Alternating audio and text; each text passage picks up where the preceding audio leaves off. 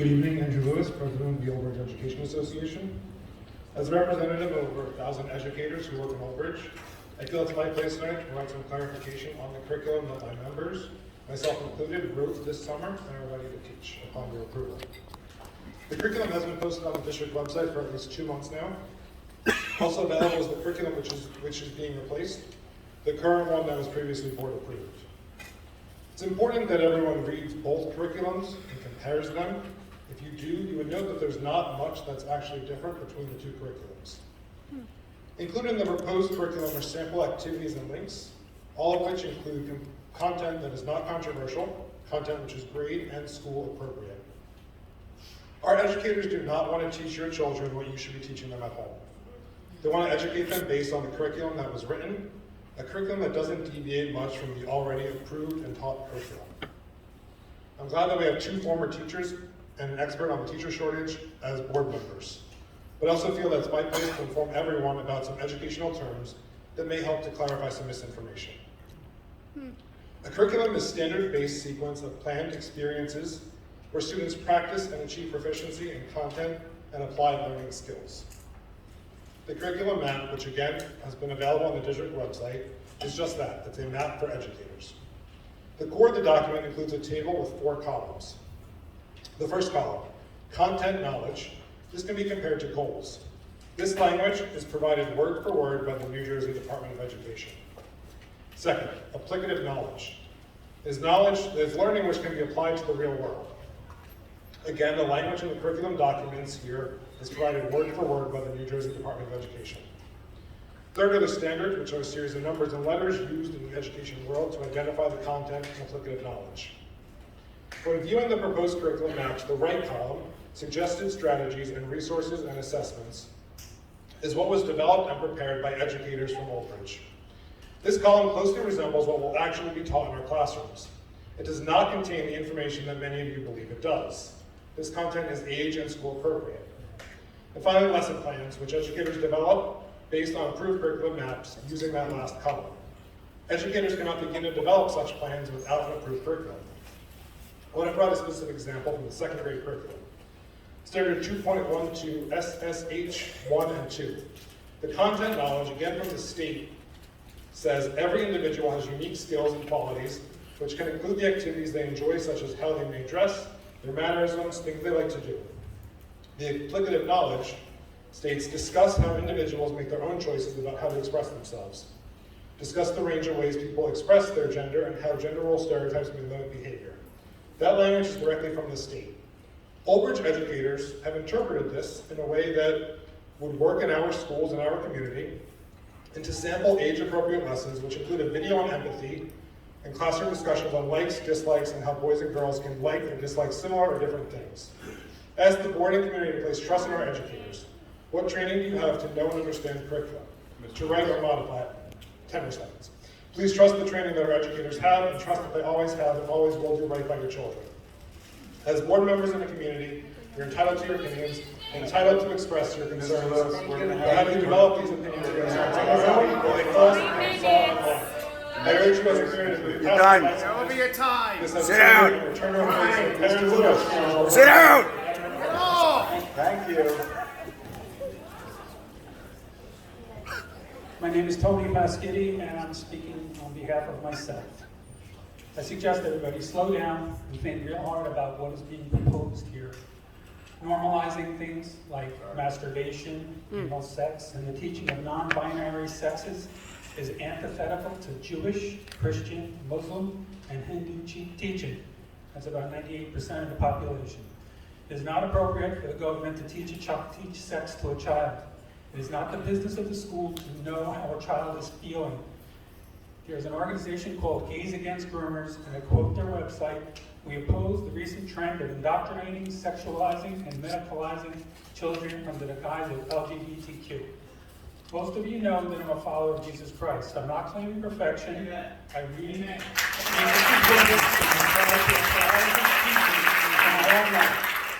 Jesus said in Luke 17:2, it would be better for him if a millstone were hung around his neck and thrown into the sea than if you to offend one of these little ones. Genesis 1:27 says about sex, God created man in his own image, in the image of God, male and female.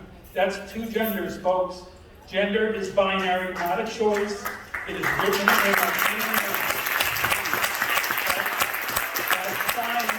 That is science, and we should not be denying science.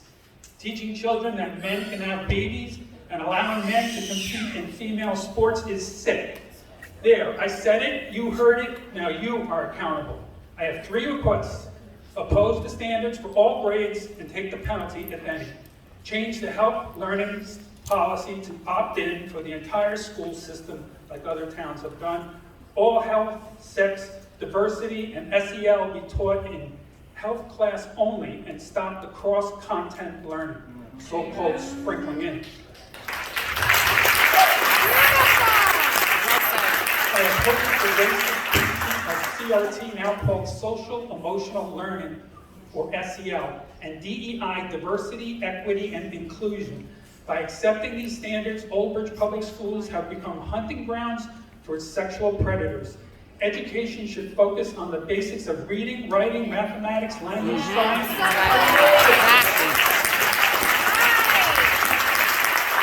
I went through the Old Bridge school system and was never exposed to this radical sex and racist teaching. Seems I turned out okay. Why does it seem that the bureaucrats and the administration are gearing up to groom our children? I ask every parent to think about this. Are you willing to sacrifice the children for some sick agenda? I hope not. Yes. Excellent. I'm a Christian. Do not use my God to justify the What? way. You're wrong. Get out of here. Finally, she finally speaks. I do.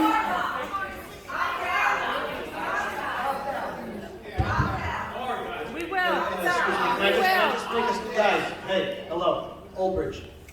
We're better than this. Okay? Jill, I heard you. We're better than this. Okay, so let's hear both sides. Let's be respectful of each other. The reason why last meeting got out of hand is because people were interrupting. One person started interrupting and everybody else started interrupting behind that. Let's work with each other here, okay? This is beautiful right now. This is great. Look at this. We got maybe 75 people in the room, right? And we're all here for one thing, right? For the kids. Okay, so let's do that. Let's stop yelling at each other. Let's not let I would ask that all board members hold their comments to the end of the meeting, if they want to address anything that's said by the public at that time.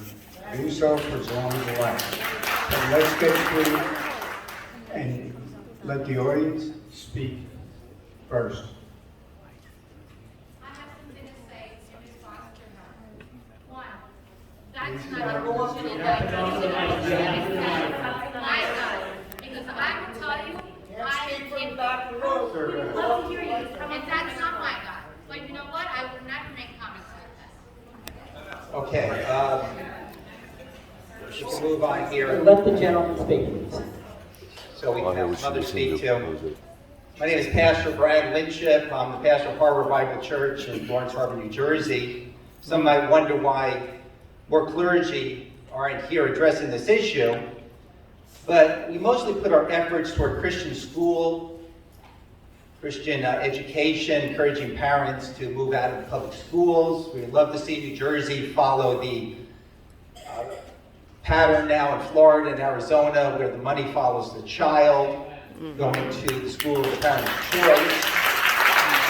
We believe that the public school monopoly in education needs to be reversed. Because in 1963, the teaching of the Bible was ruled illegal in public schools. And hence, the teaching of Christian morality in public schools actually became illegal. And so therefore, there is really no remedy to a lot of the ensuing problems and the moral ambiguity that we have now in public schools, because there is a gag order on Christian teaching. Let me explain how this works. For instance, in Genesis 1, we read that in the beginning God made them male and female, and throughout the rest of Scripture, humanity is to submit to their biological gender. But if someone today taught that in public schools, that there are only two genders, and that children need to conform themselves to their biological gender, that would be considered an outrage. That would be considered gender stereotype roles. Even though this is based on not only scripture, but natural law, the law of nature, and nature's God. But the opposing view that gender is just a state of mind can be taught because it's based on secular humanism, and that's allowed in public schools. Even though secular humanism is just as much a religion because it's based upon transcendent values, it does get a pass. So over the last 70 years, public schools have tended toward the censoring of Christian ethics and the promoting of secular humanist ethics, and it'll only get worse. But the idea back in 1963 was that the public schools would at least stay neutral and leave ethical religious teaching up to the parents. That's been called the myth of neutrality, because it truly is a myth. If Christian ethics aren't being taught, the opposite will always fill the void. However, even though it's a myth, and even though it's impossible, I believe parents should still hold the state to their promise and expect that public schools stay out of the business of teaching sexual morals, social morals, ethics, whether they be Christian, secular, Hindu, or Buddhist. Public schools certainly won't do that, but at least we can still demand it of them. So as far as this movement in the state of New Jersey to introduce transgender ideology in public schools, part of me actually wants to say, please do it. If you could just The secular ideology underpinning transgenderism is already in public schools, and by implementing this curriculum, we'll actually wake up more parents to pull their kids out of public schools. But then I would never ask a person to promote that which is wrong. So I encourage the board to vote against this curriculum. You don't want this support for this curriculum to be on your eternal resume. Thank you.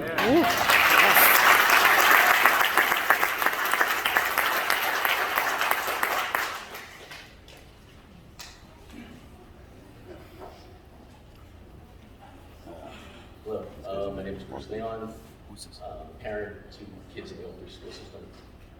Not much of a public speaker, so bear with me. I agree with our first speaker in the most part, and not so much with the last two speakers. Of course not. Not begrudging anybody their beliefs at all.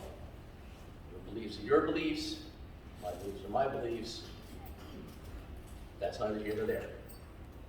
We're talking about the health in the human body.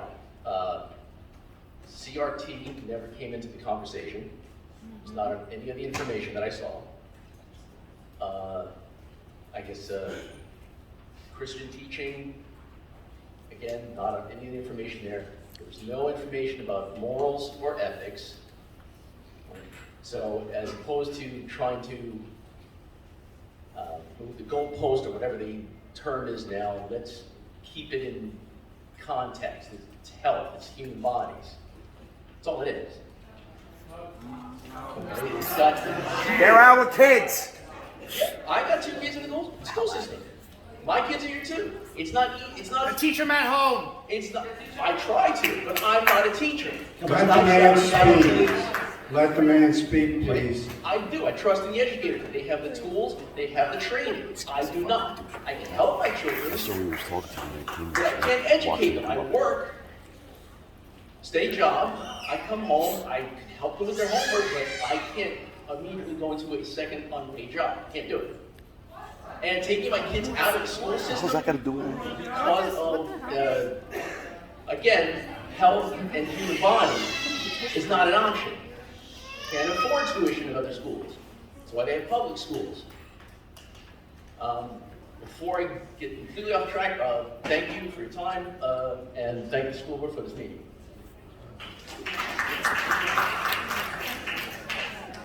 Before the next gentleman starts, can I just say something again? One of the best things about living in this country is exactly what we're doing right now.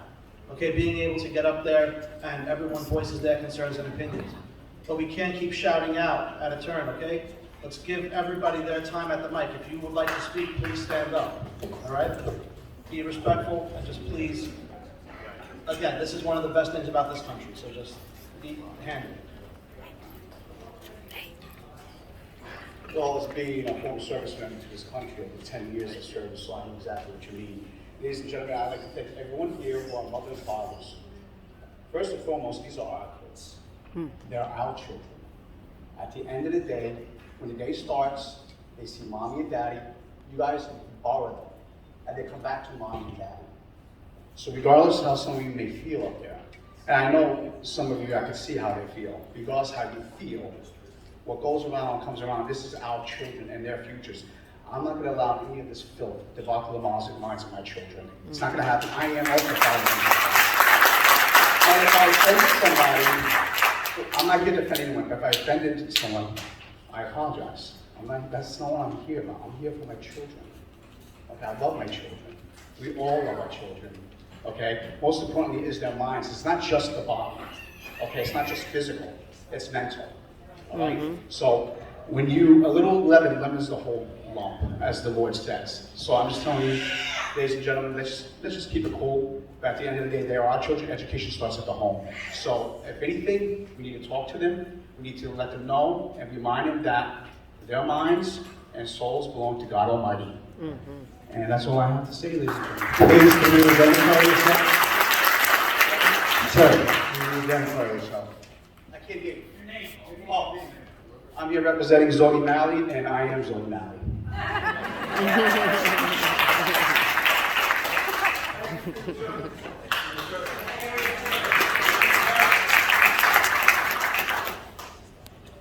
My name's Carolyn Mack, and I work at Calvary Old Bridge, where we just finished sexual harassment training, which explicitly states exposing coworkers or others to sexual pictures, videos, and other materials is sexual harassment. It defines a hostile work environment as, number one, situations in which an employee, or I would say student, is exposed to offensive sexual materials or comments.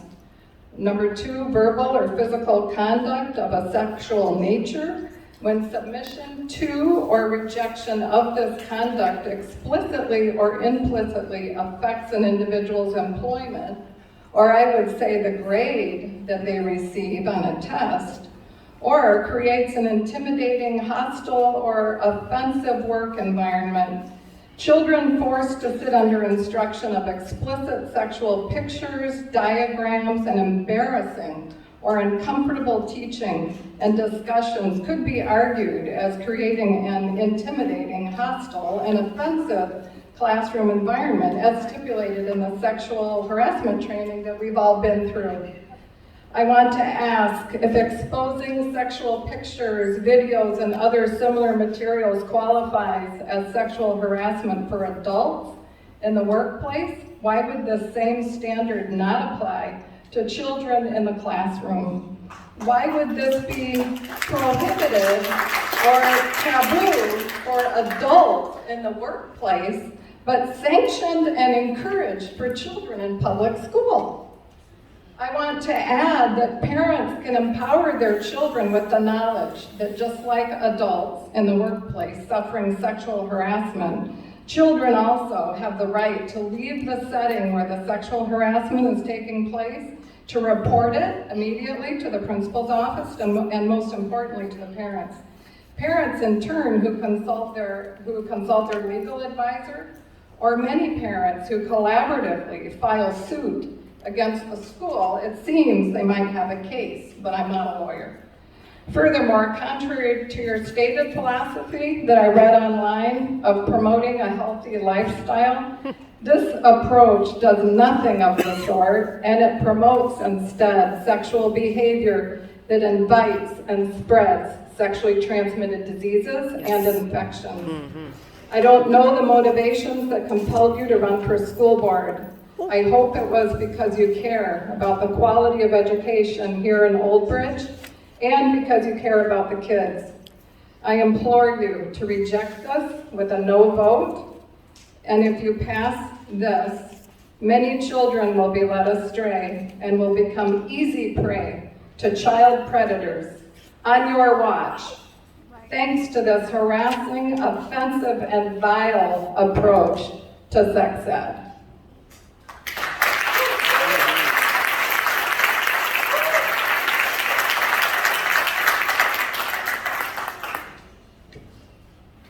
Hello, I am Savannah. I'm 17, and the only crowd I ever spoke in front of was at my grandfather's funeral.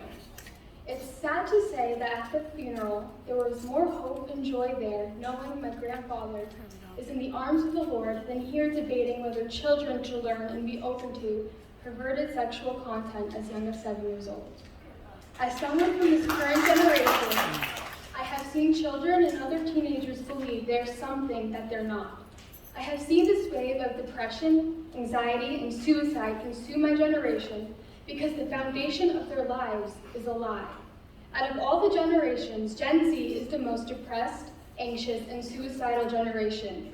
We're also the only generation that has been open to and taught gender identity and more sexually explicit content in school today. We're asked questions like, who are you? What gender are you? There are 70 plus genders to choose from. Why not be an animal at this point? Is this normal good thinking that is being taught to children my age and younger? No wonder why my generation is the most oppressed, because if their identity is based on a false reality they conjure up, they will never be fulfilled. If you truly love my generation, you will not try and pervert us and teach us these things. This curriculum will not be the solution for my generation's illness. It is the problem. The pressure to choose from 70 plus genders is terrifying. And imagine little children being taught this in elementary. If this is passed, children will never know who they truly are. This brings severe consequences for the future. Imagine living in a genderless, hypersexual culture even more extreme than now. My generation is this experimental generation to see if this ideology works. We are mere guinea pigs caged in a lab that are being poked and tormented by the government who claim they love us. They only love the votes and looking like the hero for my generation. Right. In reality, they're the ones that cause irreversible damage to boys and girls who think they will be fulfilled if they transition to another gender. The truth is, 82% of people who identify as transgender have suicidal thoughts. 40% attempted suicide among children who identify as transgender. What is the solution? To create more safe spaces, to teach children as young as 7 about sex. The core of this problem is confusion. There's no hate in my heart, but sorrow. There will be lasting consequences for these children if this curriculum passes, and healthy children will be mutilated. There will be no going back. The psychological damage will already be done. The children are the victims. My question for the school board is, how do you define love? Is it mere acceptance, or is it based on truth? In your right conscience, how can you lie to a child deluded by a fantasy that will never become reality, whether it's believing a boy's a girl, vice versa? How would you be able to teach a child as young as 7 or any grade in elementary how to sexually please themselves? Is that love? Love is to lay down your life for these children. Love is what compelled all these who speak against this curriculum to come here today. And love is what led me to plead with you today for the sake of these children and my generation to not pass this perverted curriculum. Please wrap it up, Miss. Yes. Children should never be turned into little pleasure-seeking, sexually active children. Though, if that will happen, this bill passes. I'm here because of the love of my Lord Jesus Christ. He loves children too much to let them be eaten by wolves, and when we replace God, we become gods ourselves, thinking it's our right to dictate what someone else's child should learn. We are not gods. You are not God. There's only one God. And this generation is paying the price for my parents, not my parents, but for other parents and generations before us that have rejected God and taken him out of society and our schools.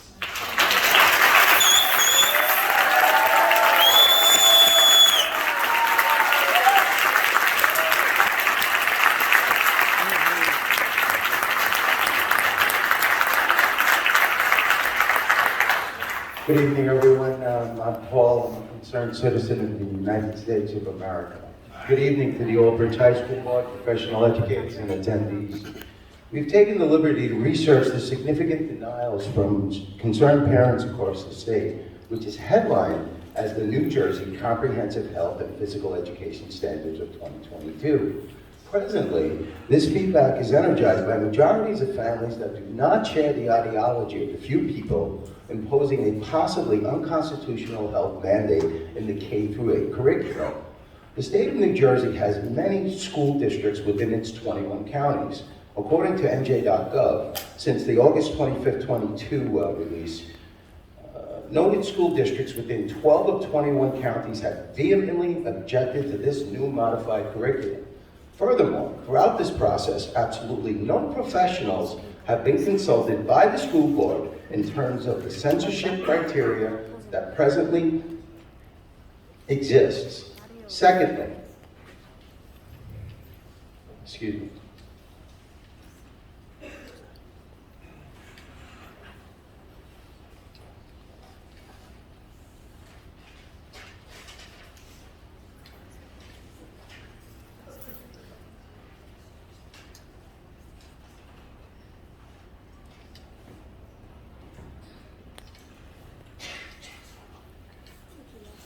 For K-8 children. After researching the pornographic materials and language that pertain to adult minds, this is an utter violation of basic decency. Regarding videos such as Amaze by Rutgers University, this is a deplorable and depraved representation stating that pornography is normal, while this is ignoring the damage it does in relation to its viewers and performers who have a 30% suicide rate.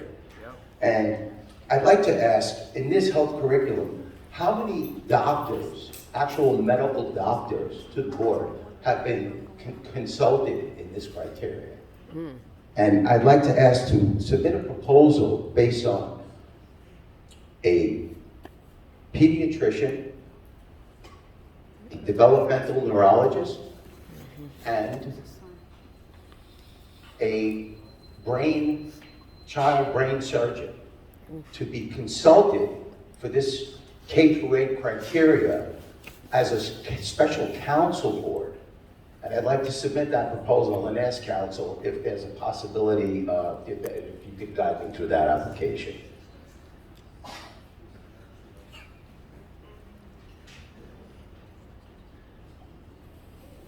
I can't guide you through an application like that. I represent the Board of Education, and it is their call as to what to do with this state curriculum. As of right now, as you know, this curriculum has not been adopted in Oakland. So your points are well made, but no, I can't provide you with legal advice. And is there any consideration of having any medical doctors consult the board on this material?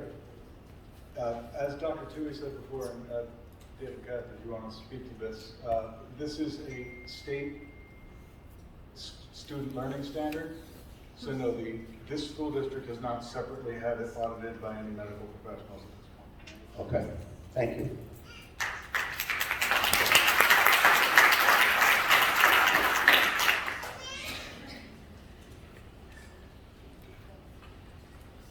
Hi, my name is Brooke Patterson. I'm very nervous. I have 2 children, and really I'm here for the smaller one. He's 9, he's a 4th grader. My daughter is a sophomore in college now.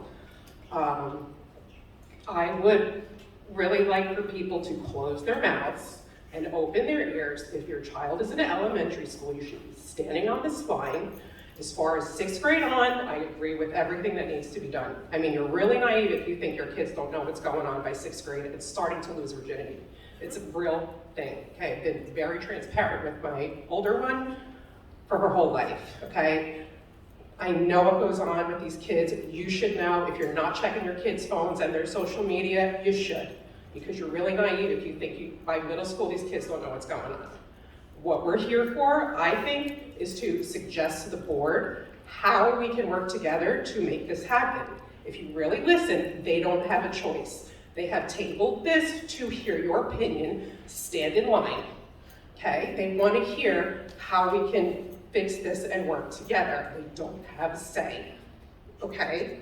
So, that being said, as far as respect, diversity, religion should have nothing to do with this. I've seen people that aren't parents standing up here throwing their opinions and their religious beliefs. I'm Catholic. I'm raised to love everybody. I'm not a messenger of God. I'm not God. It's not anybody's place to say who's right or wrong for how they identify or what they believe in. And you really should be raising your kids to treat people with respect regardless of how they identify, okay? These kids are not on borrowed time.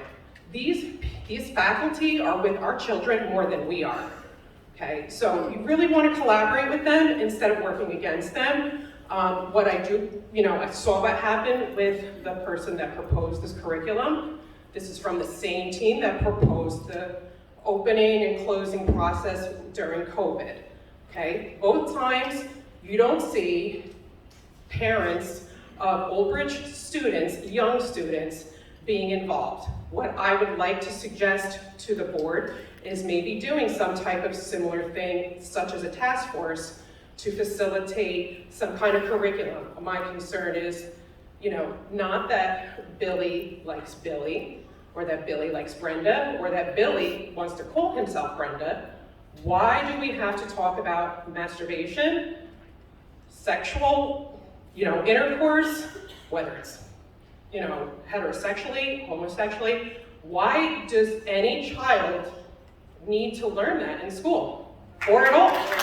That's my concern and why I'm here. How these children identify should be touched on a social level, as far as understanding diversity and treating each other with respect. I'm all for that. But my concern is, again, the sexualization part, and what age, do you have to talk about that with a third grader? Do you have to talk about that with a second grader or a fourth grader? Thank you. Thank you. Thank you. Besides her insulting everybody? Hi, my name is Jordan Velez. To make it really quick, I did public and I did parochial schools. 40 years old, I can't even fathom the idea of this type of education that's even happening. Since I grew up till now, education is completely different. The health sector is completely different inside of education. At 5 years old to 11 years old, all I thought about was hunting, fishing, riding my bike, going to play basketball. I didn't think about my teacher teaching me how to grab my stuff and make it happen. Out of all honesty, I'm young, 100%. So, when did we let it get to this point, is my question. You're the purveyors of education for our kids. You're the ones that are supposed to stand in the way of them being sexually perverted or sexually charged. Where's the stance? That's all I want to know. Where are we? How are we even allowing this to be a topic of conversation? Right. My kid in the 5th grade, I'm looking ahead, my kid's in 1st grade. I'm looking ahead thinking, what the hell is my kid getting into? This is disgusting. There's no other way to put it. How is it even feasible? That's what I want to know. It's sad that we even allowed it to get to this point. And the only reason why it got to this point is because they locked us up during COVID and parents found out the truth. That's it. Otherwise, we wouldn't even know how to get involved. We wouldn't even know what to do. But now, guess what? They're all here. And they're here because it's disgusting. Kids shouldn't be learning this. I'm sorry. I did not grow up being this way. I grew up being brought to be Christian. And as far as that last lady's concerned, listen, I'm not into the whole you have an XX, you have an XY. It says it, that's it. And if somebody feels different, then you address that person as an individual. I'm cool with that. You want to talk with them. If they want to be what they want to be, that's fine. But it's not for the gross majority of everybody. An individual's crisis is an individual's crisis. It's not the world's crisis. That's right. It's very simple. You can take the thing. You make it very complicated. For what reason? I can't understand. It's not that hard. I'm sorry, I don't mean to be offensive to anybody, but it's mind-boggling how this is the most clarity you could ever have in your entire life. You look through glass, you see something, you call it what it is, you move on. We don't have to make it anything more than that. I hope that you people start to, excuse me, I don't know the board, I hope you guys start to see things in the right way in the right light and say, we don't want to pervert these kids. We have more sexual problems now because we're sexually charging these kids in education. If you teach I can show you the door, but I can't make you walk through it. But if you're going to show them the door to sexualization, what do you think they're going to do? You want to teach sexuality? Teach them not to have sex. Don't teach them sex at all, and everything will be fine. Thank you very much.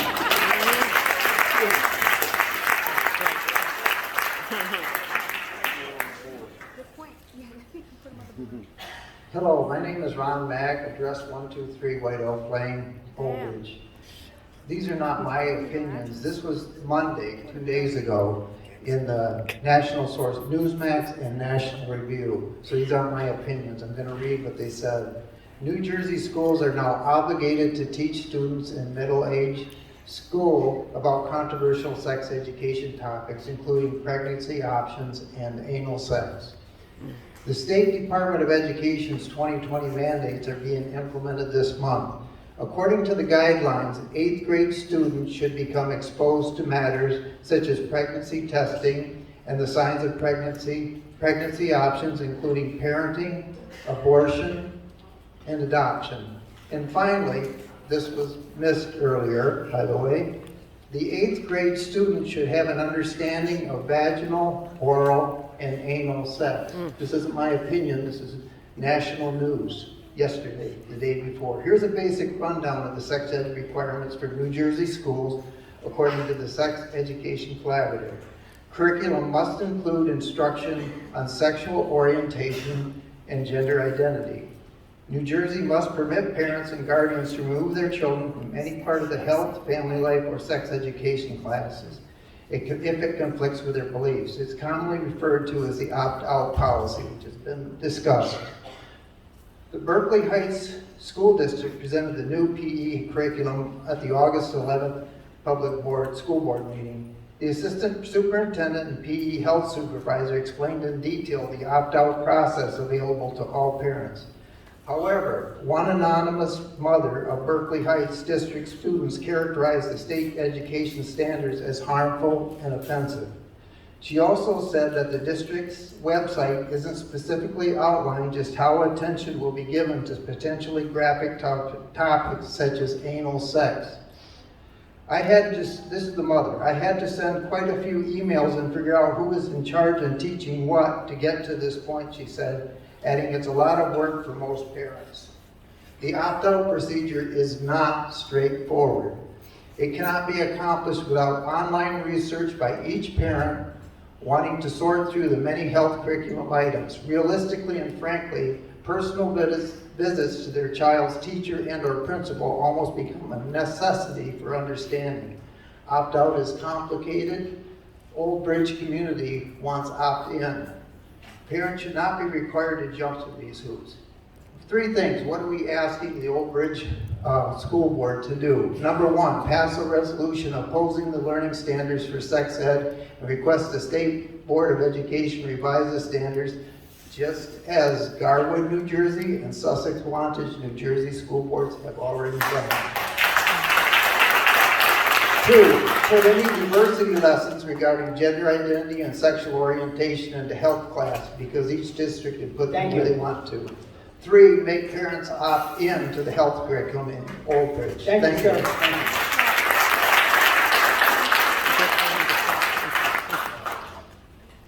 Hello, my name is Gina. I'm a mama bear of 2. I want to see abstinence being stressed. By law, it has to be stressed, and even if it's not, then you're in violation of the law. The NJEA is a special interest group that aligns with the Democratic Party and donates big money to political Democratic campaigns. The OBEA, which is the Old Bridge Education Association, is a branch, so to speak, of the NJEA. Andrew Lewis, who spoke here tonight earlier and got booed off the stage, is one of the curriculum writers and president of the OBEA. Enough about keep politics out of school or education, because this whole time they're saying that they're the ones guilty of doing so. We as taxpayers and parents have the right to know what our kids are learning, and as parents deserve to have transparency holding those accountable and having an open and honest discussion regarding our children's education. I wish that some administration, whatever political party anyone associates with, would stop trying to pit parents against teachers. This is not about that at all. A lot of teachers are caught in the middle of this disgusting mess and want nothing to do with it. At the end of the day, it's parents wanting what's best for their children or grandchildren and protecting them. We're supposed